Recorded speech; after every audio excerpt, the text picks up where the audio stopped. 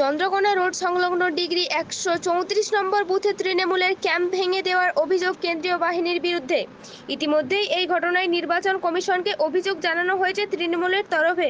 এমনটাই জানিয়েছেন ব্লক তৃণমূল কংগ্রেসের সভাপতি বিশ্বজিৎ সরকার। এলাকায় তৈরি হয়েছে চাপা উত্তেজনা। চেয়ারগুলো সব ছুড়ে দেয় এবং ভেঙে দেয়, কিছু চেয়ারগুলো সব ভেঙে দেয়।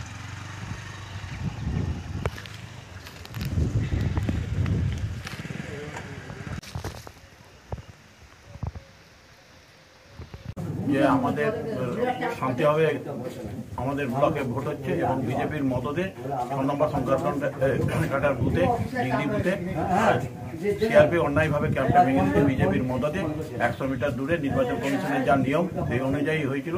আমরা কিন্তু নির্বাচন কমিশনকে আমরা জানিয়েছি, মেল করেছি, এখনো তার কোনো ব্যবস্থা হয়নি। এই জন্য আমরা এটা প্রতিবাদ জানাই এবং এটা নিয়ে ব্যবস্থা যাতে নির্বাচন কমিশন করে এই আর্জি জানাচ্ছি।